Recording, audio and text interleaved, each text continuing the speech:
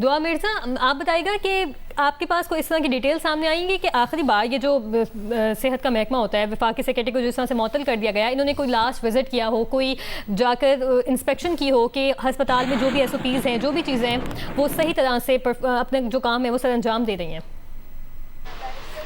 हाजरा में पहले भी जिक्र किया कि जब कोई भी बिल्डिंग इवेंट बनती है, बिल्डिंग कंट्रोल से जब वो अप्रूव होती है तो उसमें एक फ़ायर कंपोनेंट होता है। फायर डिपार्टमेंट पहले उसका अप्रूवल देता है कि कितने एग्जिट होंगे इस रकबे के हवाले से और कहाँ कहाँ पर किस तरह का फायर सिस्टम नस्ब होगा। लेकिन अनफॉर्चुनेटली चूँकि सरकारी बिल्डिंग है, इसका अप्रूवल भी नहीं हुआ हुआ और इसमें जो फायर सेफ्टी सिस्टम है उस पर कैपिटल एमरजेंसी सर्विसेज ने बारहा इनको लिखा है कि आपके पास फायर सेफ्टी सिस्टम मौजूद नहीं है। पूरी फाइल यहाँ पर मौजूद है, लेकिन किसी ने उस पर कोई एक्शन नहीं लिया। और अभी मेरी executive director PIMS Rana Imran Sikandar से जब बात हुई है तो उन्होंने कहा है कि हमारे पास, मैंने उनसे सवाल किया कि ये जो सिस्टम आपके पास लगा हुआ है इसके आगे कपलिंग्स नहीं है, इसके बैक पे फायर पॉइंट में वाटर सप्लाई नहीं है, जो रेस्क्यू को चैलेंज आया तो उन्होंने कहा कि हमारे पास वाटर सिस्टम वाला फायर ही नहीं है, हमारे पास दूसरे फायर एक्सटिंग्विशर हैं। तो सिंबॉलिकली तो लगा लिए गए थे, लेकिन किसी भी तरह की मोक एक्सरसाइज, ड्रिल एक्सरसाइज कुछ भी नहीं हुई और ना ही यहाँ पर कोई ऐसी एक्टिविटी हुई जिसमें ये बताया जा सके कि फायर के SOPs क्या हैं और किस हमले ने किस तरह से फायर में रिस्पॉन्ड करना है। प्लस जो फायर सिस्टम है वो भी बहुत नाकिस है, खिड़कियां तोड़ के अंदर दाखिल हुआ गया और अब ये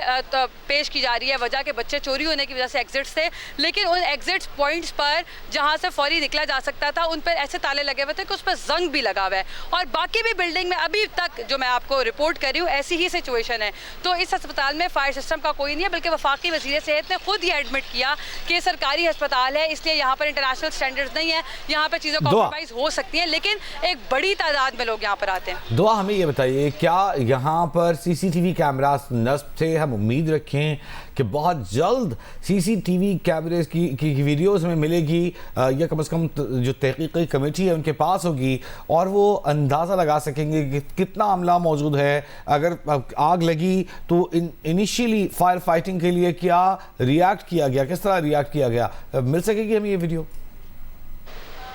जी बिल्कुल, CCTV कैमरास वहाँ पे नस्ब हैं और हमने कोशिश की है, हमने कुछ एक्सक्लूसिव अंदर के मनाजिर भी आपको दिखाए हैं और अभी दिखा रहे हैं। हमने कुछ फुटेजेस हासिल की हैं जिसमें मुकम्मल आप देख सकते हैं कि वो झुलस गया है, पूरा कमरा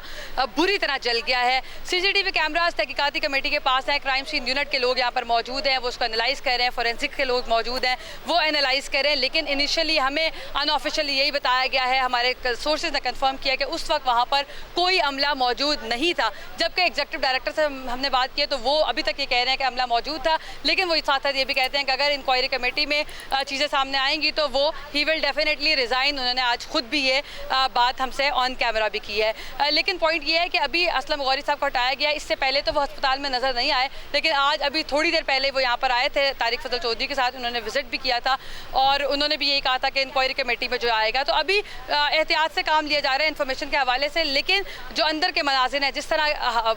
आग फैली है और जिस तरह ये वाक़या पेश आया है उसमें इंतज़ामिया की गफलत सबसे बड़ा पॉइंट है, फायर सेफ्टी का ना होना सबसे बड़ा पॉइंट है। और अभी भी जो इंक्वायरी कमेटी है वो 24 घंटे में क्या रिपोर्ट करेगी, क्योंकि फायर इंसिडेंट रिपोर्ट तो हमारे सामने आ गई है, लेकिन क्या उसमें ऐसा तमाम पहलू होंगे ये अभी तक जानना बाकी है, क्योंकि उसने पिम्स से अपने